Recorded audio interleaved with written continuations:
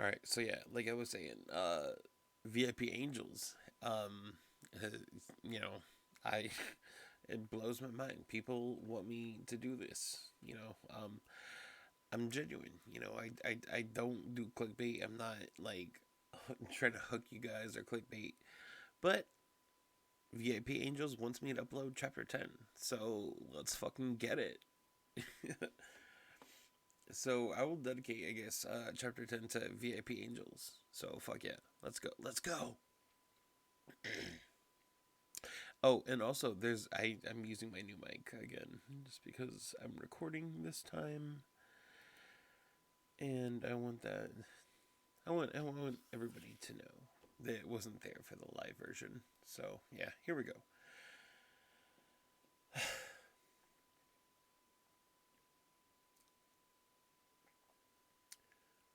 Darkly Dreaming Dexter, chapter 10. At a little after 8 a.m., Laguerta came over to where I was sitting on the trunk of my car. She leaned her tailored haunch onto the car and slid over until our thighs were touching. I waited for her to say something, but she didn't seem to have any words for the occasion, neither did I. So I sat there for several minutes looking back at the bridge, feeling the heat of her leg against mine, wondering where my shy friend had gone with this truck. But I was yanked out of my quiet daydream by pressure on my thigh. I looked down at my pants leg. Laguerta was kneading my thigh as if it were a lump of dough. I looked up at her face, and she looked back. They found the body, she said. You know. The rest of it that goes with the head? I stood up. Where? She looked at me the way a cop does at somebody who finds a corpseless heads in the streets. But she answered, Office Depot Center, she said. Ugh, I fucked that up. Where the Panthers play? I asked. And a little icy fingered jolt ran through me on the ice. LaGuardia nodded, still watching me. The hockey team, she said. Is that the Panthers? I think that's what they're called, I said. I couldn't help myself. She pursed her lips. They found it stuffed into a goalie's net. Visitors or home? I asked. She blinked. Does that make a difference? I shook my head. Just a joke, detective. Because I know how to tell the difference. I should get somebody there who knows about hockey, she said, her eyes finally drifting away from me and across the crowd, searching for somebody carrying a puck. I'm glad he can make a joke about it, she added. What's a... She frowned, trying to remember. Uh, Samboli? A what? She shrugged. Some kind of machine. They used it on the ice? A Zamboni? Whatever. The guy who drives it, he takes it on the ice to get ready for the practice this morning. A couple of the players, they like to get there early, and they like the ice fresh. So this guy, she hesitated slightly, the Simboli driver, he comes in early on practice days, so he drives this thing out onto the ice, and he sees these packages stacked up down there on the goalie's net. So he gets down there and he takes a look. She shrugged again. Dokes is over there now.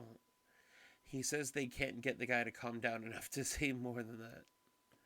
I know a little about hockey, I said. She looked at me again with somewhat heavy eyes. So much I don't know about you, Dexter. You play hockey?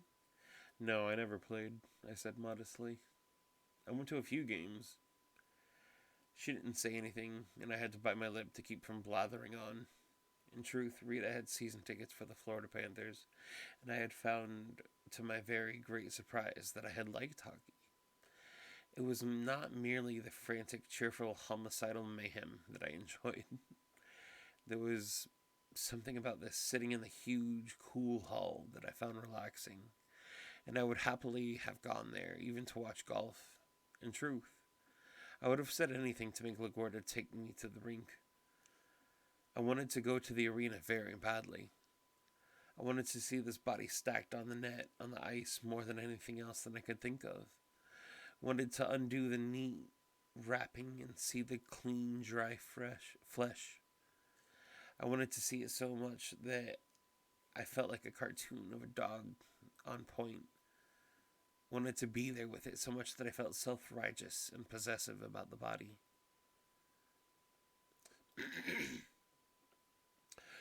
All right, Laguerta finally said, when I was about to vibrate out of my skin, and she showed a small, strange smile that was part official and part, what? Something else altogether, something human, unfortunately, putting it beyond my understanding. Give us a chance to talk. I'd like that very much, I said, absolutely oozing charm. LaGuardia didn't respond. Maybe she didn't hear me. Not that it mattered. She was totally beyond any sense of sarcasm where her self-image was concerned. It was possible to hit her with the most horrible flattery in the world and she would accept it as her due. I didn't really enjoy flattering her. There's no fun where there's no challenge. But I didn't know what else to say. What did she imagine what we would talk about? She had already grilled me mercilessly when she first arrived on the scene. We stood beside my poor dented car and watched the sun come up. She had looked out across the causeway and asked me 7 times if I had seen the driver of the truck, each time with a slightly different inflection, frowning in between questions. She had asked me 5 times if I was sure it had been a refrigerated truck. I'm sure that was subtly on her part. She wanted to ask about that one a lot more, but held back to avoid being obvious. She even forgot herself once and asked in Spanish. I told her I was seguro, and she had to look at me and touch my arm, but she did not ask again. And 3 times she had looked up the incline of the bridge, shaken her head, and spat puta under her breath. Clearly, that was a reference to Officer Puta, my dear sister Deborah. In the face of an actual refrigerator truck, as predicted by Deborah, a certain amount of spin control was going to be necessary, and I could tell by the way LaGuardia nibbled at the lower lip that she was hard at work on the problem. I was quite sure she would come up with something uncomfortable for Deb. It was what she did best, but for the time being, I was hoping for a modest rise in my sister's stock. Not with LaGuardia, of course, but one could only hope that others might notice that her brilliant bit of attempted detective work had panned out. Oddly enough, LaGuardia did not ask me what I had been doing driving around at that hour. Of course, I'm not a detective. But it didn't seem like a rather obvious question. Perhaps it would be so unkind to say that the oversight was typical of her, but there it is. She just didn't ask. And yet, there was more for us to talk about, apparently. So I followed her to her car, her 2-year-old light blue Chevrolet that drove by on duty. After hours, she had a little BMW that nobody was supposed to know about. Get in, she said, and I climbed into the neat blue front seat. LaGuardia drove fast, in and out of Miami traffic, and in very few minutes we were over the causeway to the Miami side again. Across Biscayne and half a mile or so, over the causeway, the Miami side again, to 95. She drove onto the freeway and wove north through traffic at speeds that seemed a little even much for Miami. But we've got to 595 and turned west. She looked at me sideways out of the corner of her eye 3 times before she finally spoke. That's a nice shirt, she said. I glanced down at my nice shirt. I had thrown it on to chase out my apartment and saw it now for the first time. A polyester bowling shirt with bright red dragons on it. I had worn it all day at work and it was a trifle ripe, but yes, more or less clean looking. Somewhat nice, of course, but still.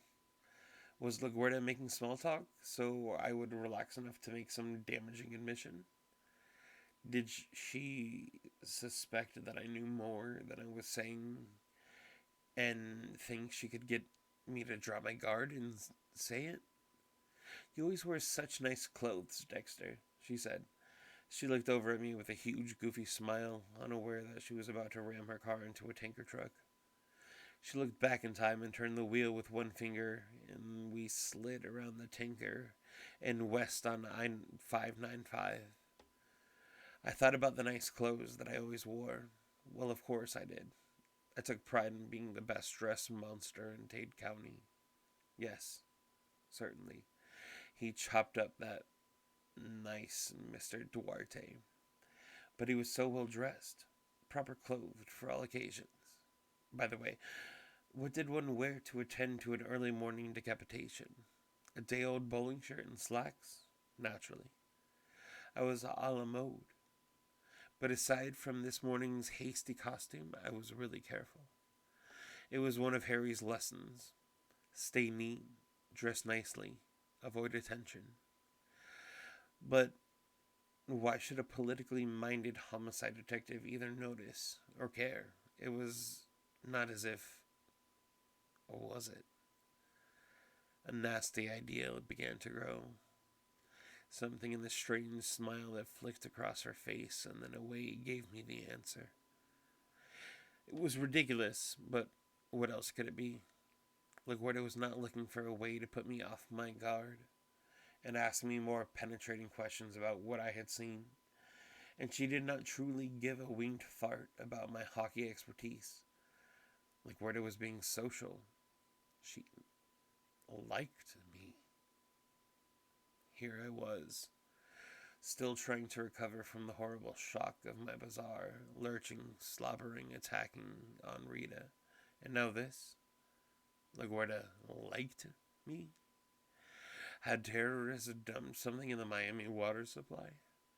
Was I exuding some kind of strange pheromone?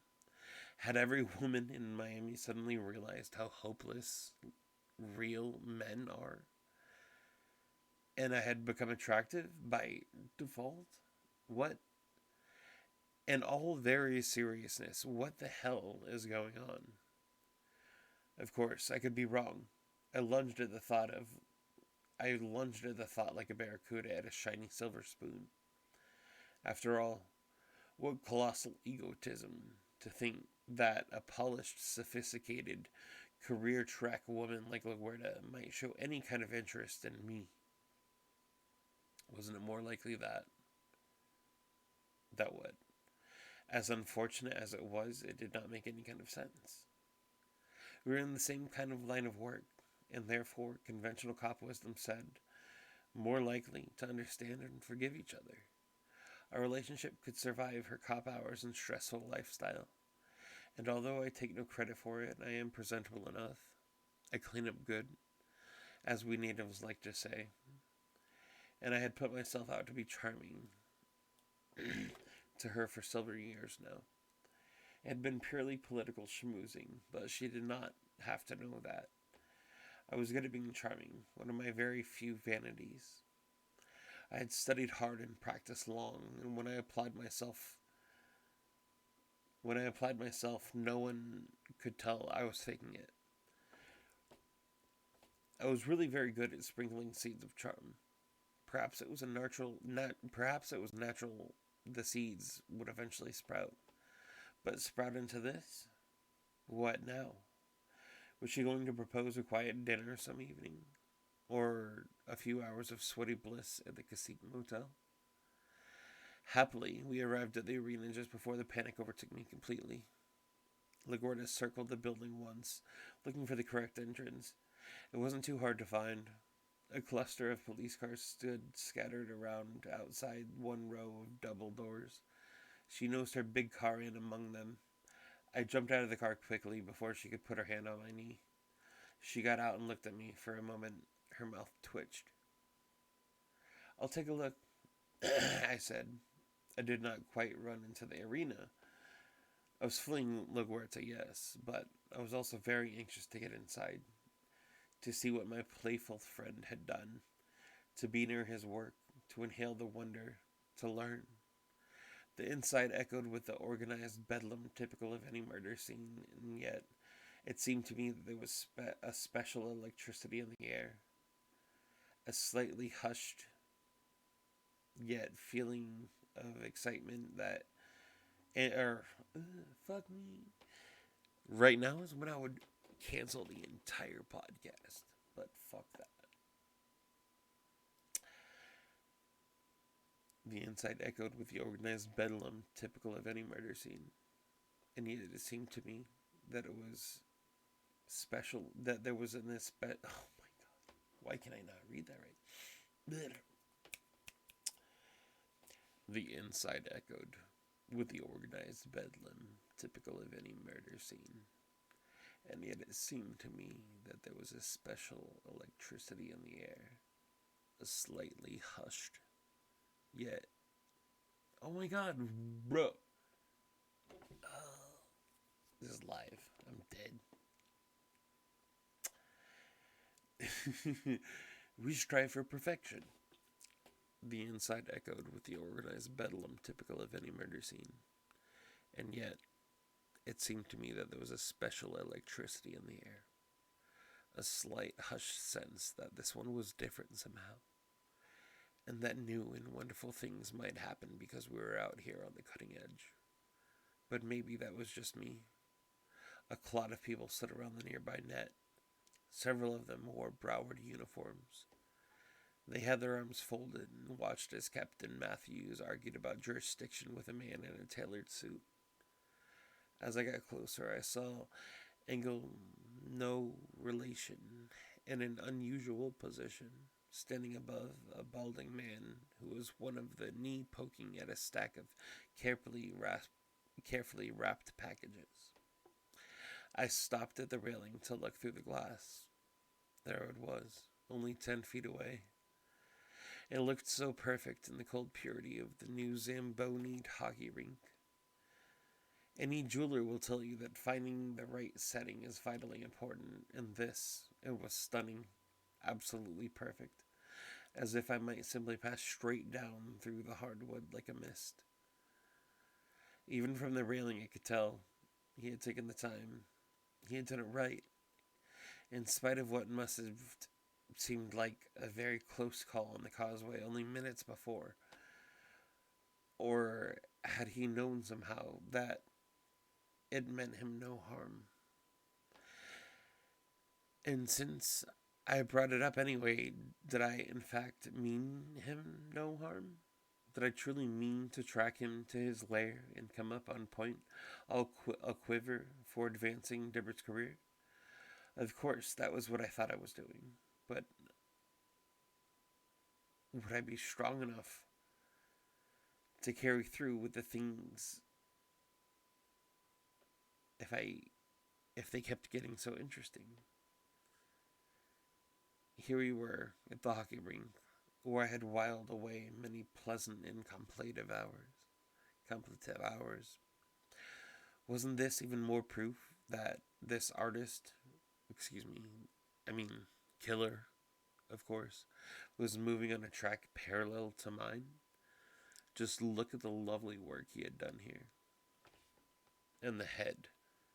That was the key. Surely it was too important as a piece of what he was doing simply to leave behind. He had thrown it to frighten me, send me into paroxysms of terror, horror, and dread. Or had he known somehow that I felt the way that he did? Could he too feel the connection between us? And he just wanted to be playful. Could he too feel the connection between us? And he, for leaving me such a trophy, I was experiencing powerful, dizzying sensations. How could he be feeling nothing? Laguerta came up beside me. "You're in such a hurry," she said, a slight edge of complaint in her voice. "Are you afraid he'll get away?" She nodded at the stacked body parts. I knew that somewhere inside me was a clever answer, something that would make her smile, chirp a little more, smooth over my awkward run from her clutches. But standing there at the rail, looking down at the body on the ice in the goalie's net, in the presence of greatness, one might say, no wit came out. I did not manage to yell at her to shut up, but it was a very near thing. "I had to see," I said truthfully, and then recovered enough to add, It's the home team's net. She slapped my arm playfully. You're awful, she said. Luckily, Sergeant Dokes came over to us, and the detective didn't have time for a kittenish giggle, which would have been more than I could take. As always, Dokes seemed more interested in finding a way to get a good grip on my ribs and pull open anything else, and he gave me such a warm and penetrating look of welcome that I faded quickly away and left him to Laguerta. He stared after me, watching me with an expression that I had to be guilty of something, and he would very much like to examine my entrails to find out what. I'm sure he would have been happier someplace where the police were permitted to break the occasional tibia or femur. I circled away from him, moving slowly away the rink to the nearest place where I could get in. I just found it when something came out. When something came at me blindside and hit me rather hard in the ribs. I straightened up to face my assailant with a certain bruise and a strained smile. Hello, dear sister, I said.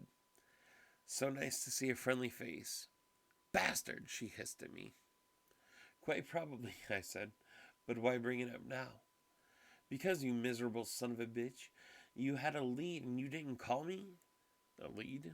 I almost stuttered. What makes you think? Cut the crap, Dexter, Deborah snarled. You weren't driving around at 4 a.m. looking for hookers. You know where he was, goddammit. Light dawned. I'd been so wrapped up in my own problems, starting with the dream, and the fact that it had obviously been something more than that, and continuing on through my nightmarish encounter with Laguerta, that it did not occur to me that I had wronged Deborah. I had not shared. Of course she would be angry.